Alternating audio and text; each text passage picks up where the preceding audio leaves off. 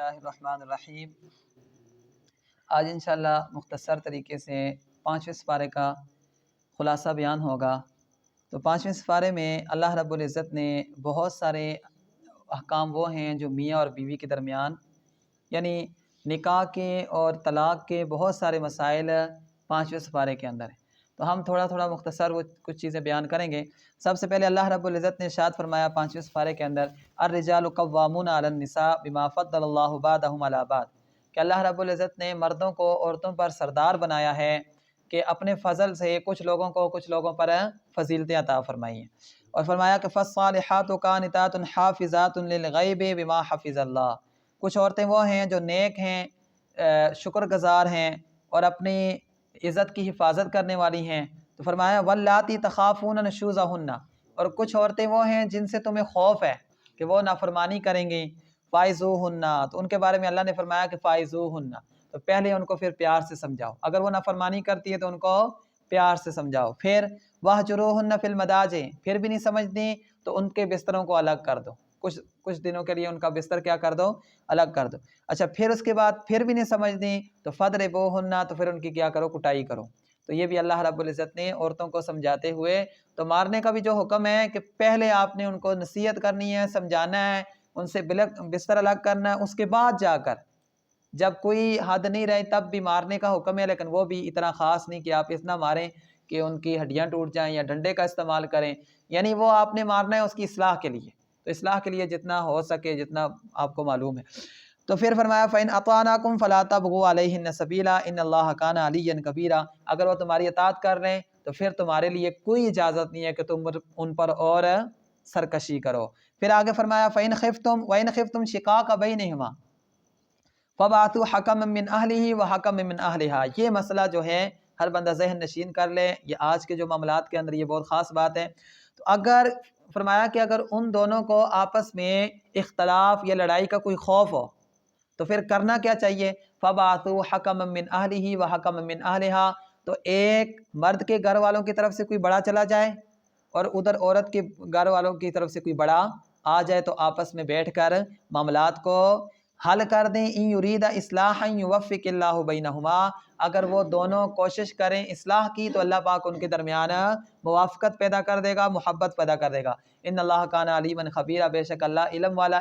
خبر رکھنے والا۔ ہمارے کیا ہوتا ہے، ہمارے یہاں سے بھی ایک مرد 2-4 زنانیاں اس کے ساتھ، ادھر سے بھی 2-4 زنانیاں، وہ سانس آ گئے، سارے معاملات وہاں پر جا کے پھر وہ فیصلے کے بجائے وہ لڑائی جو ہے کہیں اور کوئی اور رخ اختیار کر دی، جہاں پہ عورتیں ہوں، عورتوں کے سے آپ یہ کریں کہ عورتیں بیٹھ کے کبھی کوئی صلح کرائیں، یہ تو ناممکن بات ہے، ہو بھی جاتی ہے کبھی کبھار، لیکن اکثر ایسا ہی ہوتا ہے کہ عورتوں کے اندر معاملات بگڑتے ہیں۔ اس وجہ سے اللہ نے فرمایا کہ ایک مرد والوں کی طرف سے کوئی جائے اور ایک عورت والوں کی طرف سے کوئی بڑا گھر کا سربراہ جائے۔ عورتوں کے آپ کو پتہ ہے پھر آپس میں اور کہ میں بھائی فلاں ٹائم آئی تھی، تم نے مجھے پوچھا نہیں، چائے نہیں پوچھی فلاں، تو وہ بیچ میں سے اور باتیں بہت ساری نکل آتی ہیں۔ تو اس کا یہ بہترین طریقہ یہ ہے کہ ایک مرد ان کی طرف سے بڑا جائے، ان کی طرف سے بھی آئے، تو آپس میں بیٹھ کے معاملات، تو یہ اللہ رب العزت نے 5ویں سپارے کے اندر یہ بیان فرمایا۔ پھر اللہ رب العزت نے ایک عقلی دلیل دی ہے کہ قرآن اللہ کی طرف سے ہے، کہ اب کوئی بندہ یہ کہے کہ اللہ کی طرف سے نہیں ہے تو اللہ تعالیٰ نے ان کو عقلی دلیل دی ہے کہ فرمایا کہ افلا یتدبرون القرآن ولو کان من عند غیر اللہ لوجدوا فیہ اختلافا کثیرا، کہ کیا تم قرآن کے بارے میں غور و فکر نہیں کرتے، اگر یہ قرآن اللہ کے علاوہ کسی اور کی طرف سے ہوتا تو اس کے اندر بہت سارے تم اختلافات پاتے، حالانکہ قرآن کے اندر کوئی اختلاف نہیں ہے۔ اگر یہ غیر کی طرف سے ہوتا، آج بھی بندہ مولوی جتنا بڑا سے بڑا مولوی ہو، کوئی کتاب لے کے ضرور اس کی کتاب کے اندر کوئی نہ کوئی اختلاف، کوئی نہ کوئی ایسی جز، کوئی نہ کوئی ایسا مسئلہ نکل جاتا ہے جو کہ اس کی رائے کے خلاف ہوتا ہے، قرآن کے خلاف ہو گیا، حدیث کے خلاف ہو گیا، معاشرے کے خلاف ہو گیا، لیکن فرمایا کہ اگر یہ قرآن اللہ کے علاوہ کسی اور کی طرف سے ہوتا تو اس کے اندر تم اختلاف پاتے، اس کے اندر کوئی اختلاف موجود نہیں ہے، تو یہی دلیل ہے اس کے حق کے ہونے پر۔ اسی طرح اللہ رب العزت نے پھر آگے ہی جہاد کا حکم دیا، جہاد کی ترغیب دینے، فَقَاتِلْ فِي سَبِيلِ اللَّهِ لَا تُكَلَّفُ إِلَّا نَفْسَكَ، نبی پاک صلی اللہ علیہ وسلم کو اللہ نے حکم دیا کہ کیا کرو، اللہ کی راہ میں جہاد کرو، وَحَرِّضِ الْمُؤْمِنِينَ، اور مومنین کو بھی جہاد کے اوپر ابارو، ان کو بھی حکم دو کہ کیا کریں، وہ جہاد کریں۔ اسی طرح اس سپارے کے اندر اللہ رب العزت نے یہ بھی مسئلہ بتا دیا کہ کوئی بندہ اگر کسی کی نیکی کے کام میں سفارش کرتا ہے تو اللہ پاک اس کو نیکی کا ثواب عطا فرمائے گا۔ تو کوئی بندہ اگر برائی کے کام میں کسی کی سفارش کرتا ہے تو کل قیامت والے دن اس کو بھی اس کے ساتھ پکڑا جائے گا۔ تو یہ بھی اسی سپارے کے اندر اللہ رب العزت نے بیان فرما دیا۔ اسی طرح اللہ رب العزت نے سلام کے احکام جو ہیں وہ بھی بیان فرما دیے کہ جب تمہیں کوئی سلام کریں تو اس کو اس سلام کا جواب اسی طریقے سے دے دو یا اس سے بہتر دے دو۔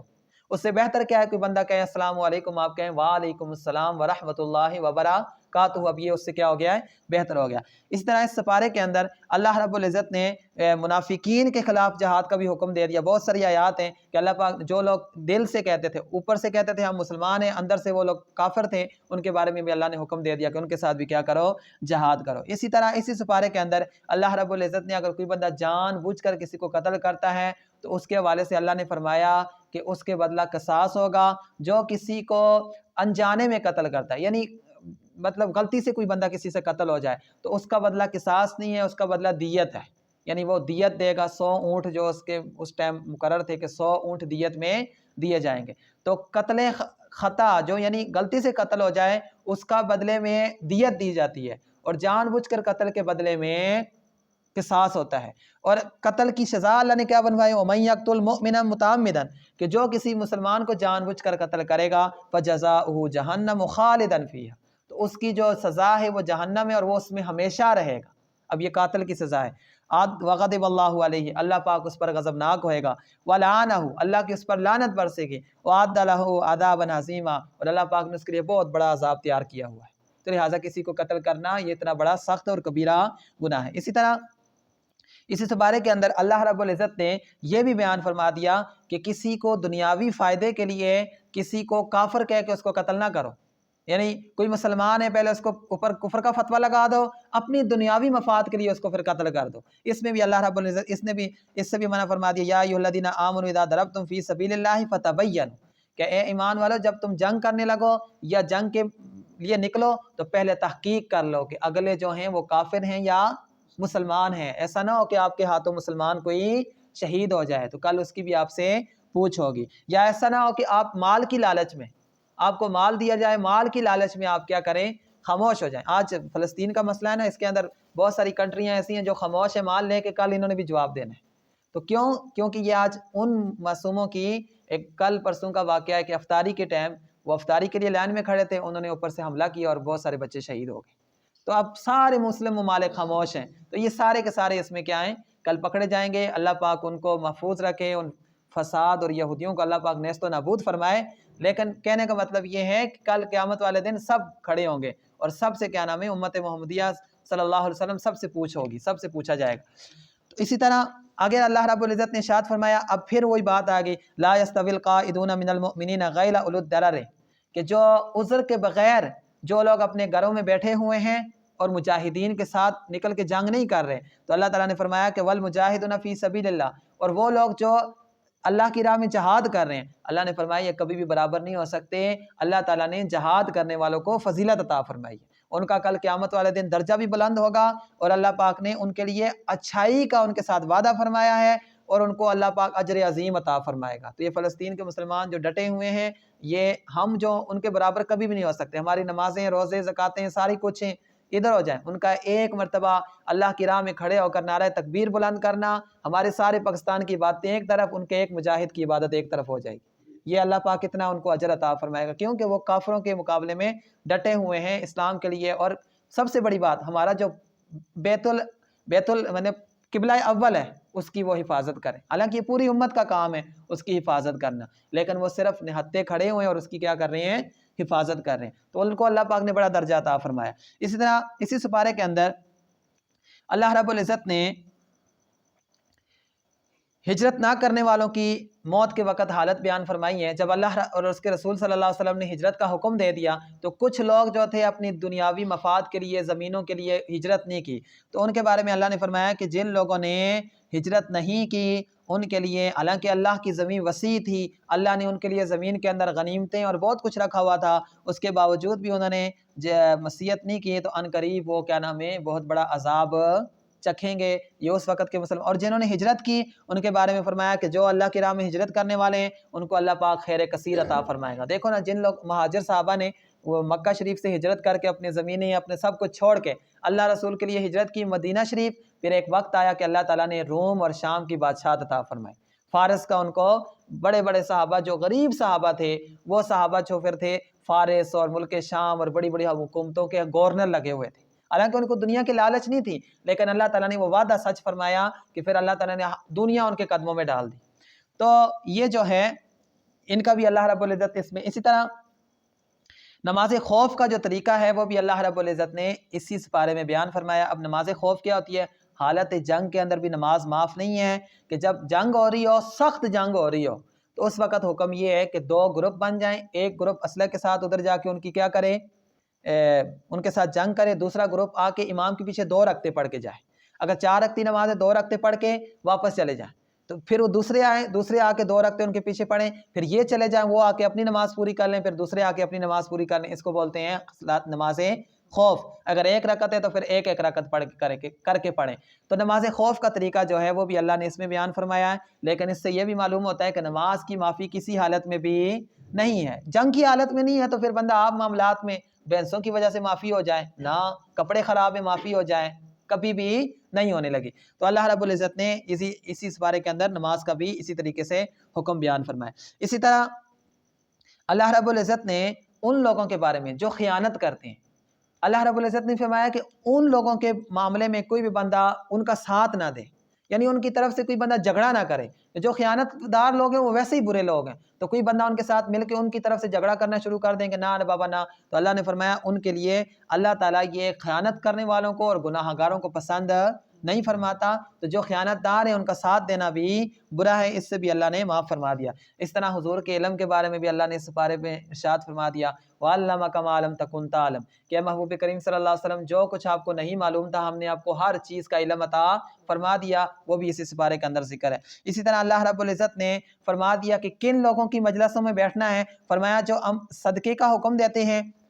نیکی کا حکم دیتے ہیں، لوگوں کے درمیان صلح کرنے کی کوشش کرتے ہیں، تو فرمایا اور یہ سب کا سب اللہ کی رضا کے لیے کرتے ہیں، تو کہتے ہیں ان کو ہم عنقریب بہت بڑا اجر عطا فرمائیں گے۔ تو مسلمانوں کو بھی چاہیے کہ ایسی صحبت میں بیٹھیں، ایسے لوگوں کے ساتھ بیٹھیں جو صلح کی کوشش کرتے ہیں، جو اللہ کی راہ میں خرچ کرنے کی کوشش کرتے ہیں، جو لوگ کی نیکی کا حکم دیتے ہیں۔ اسی طرح اسی سپارے کے اندر اللہ رب العزت نے شیطان کے پھنسانے کا جو طریقہ ہے، انسان کو پھنساتا ہے، اس نے اللہ کے سامنے کہا تھا کہ میں ان کو ضرور گمراہ کروں گا، ان کو میں لمبی لمبی امیدیں دلواؤں گا، او بھائی اب کوٹھیاں بنا لیں گے، اتنے پیسے جمع کریں گے، یہ کر لیں گے، وہ کر لیں گے، ایسا کرنا ہے وہ کرنا ہے، یہ لمبی لمبی امیدیں ہیں، یہ بھی شیطان کی طرف سے ہیں۔ اور فرمایا وَلَآمُرَنَّهُمْ، اور ان کو میں حکم دوں گا کہ یہ اللہ کی جو تخلیق ہے اس کو بدل دیں،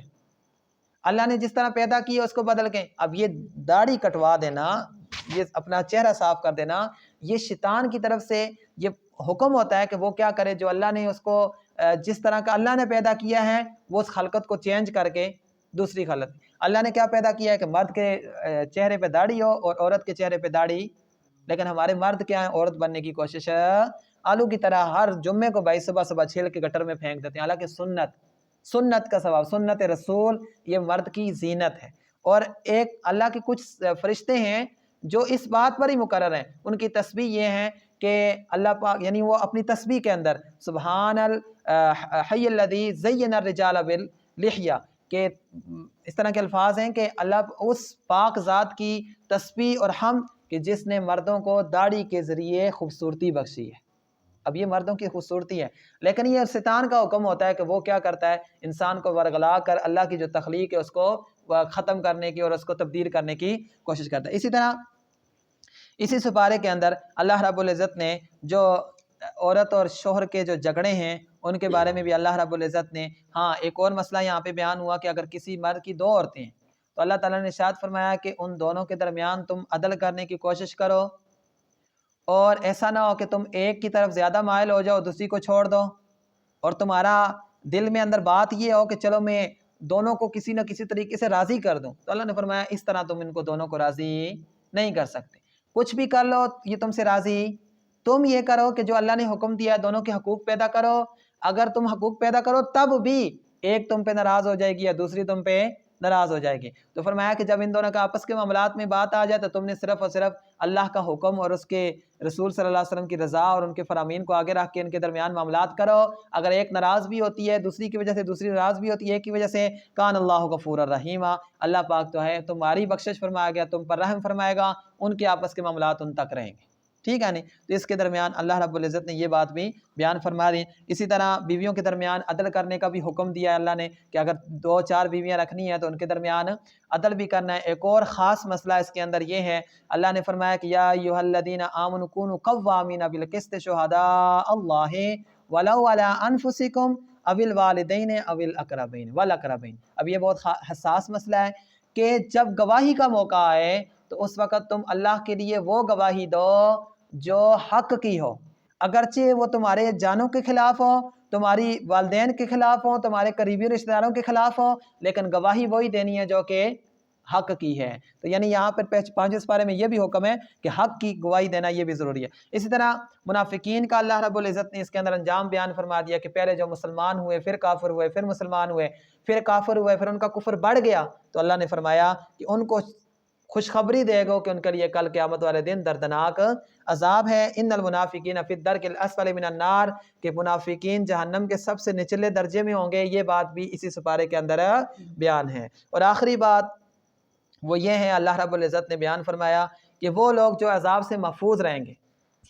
جن کو اللہ پاک عذاب سے محفوظ رکھے گا، ان کی صفات اللہ نے بیان فرمائی۔ الا الذین تابوا، یہ وہ لوگ ہیں جو توبہ کرتے ہیں، وَأَصْلَحُوا، لوگوں کے درمیان صلح کرتے ہیں، وَاعْتَصِمُوا بِاللَّهِ، اللہ کے ساتھ جڑ جاتے ہیں، اللہ کے ساتھ جڑنے کی کوشش کرتے ہیں، وَأَخْلَصُوا دِينَهُمْ لِلَّهِ، اور اپنے دین کو اللہ کے لیے خالص کر دیتے ہیں، فَأُولَٰئِكَ مَعَ الْمُؤْمِنِينَ، یہی کل قیامت والے دن ایمان والوں کے ساتھ ہوں گے، وَسَوْفَ يُؤْتِ اللَّهُ الْمُؤْمِنِينَ أَجْرًا عَظِيمًا، اور اللہ رب العزت یہ ایمان والوں کو بڑا اجر عطا فرمائے گا۔ اور آخری بات اللہ نے بیان فرمائی، مَا يَفْعَلُ اللَّهُ بِعَذَابِكُمْ إِن شَكَرْتُمْ وَآمَنْتُمْ وَكَانَ اللَّهُ شَاكِرًا عَلِيمًا، کہ اللہ پاک تمہیں عذاب دے کر کیا کرے گا اگر تم شکر ادا کرو اور ایمان لے آؤ۔ یعنی جس طرح آپ کبھی کبھار کوئی بڑا کہتا ہے نا، میں تجھے مار کے کیا کروں گا یار، ہم نے تمہیں یہ کر کے کیا کرنا ہے، اس طرح اللہ تعالیٰ نے فرمایا میں تمہیں عذاب دے کے کیا کرنا ہے میں نے، اگر تم شکر کرو اور ایمان لے آؤ تو کان اللہ علیما حکیما، اللہ تعالیٰ علم والا ہے، حکمت والا ہے، غفور رحیم بادشاہ ہے۔ تو اللہ پاک چاہتا ہے کہ میرے بندے میری طرف آئیں، جنت میں ہی ڈالوں، لیکن بندے خود اللہ سے دور بھاگتے ہیں۔ اللہ پاک ہم سب کو رمضان المبارک کی صحیح معنوں میں قدر کرنے کی توفیق عطا فرمائے۔ وما علینا الا البلاغ۔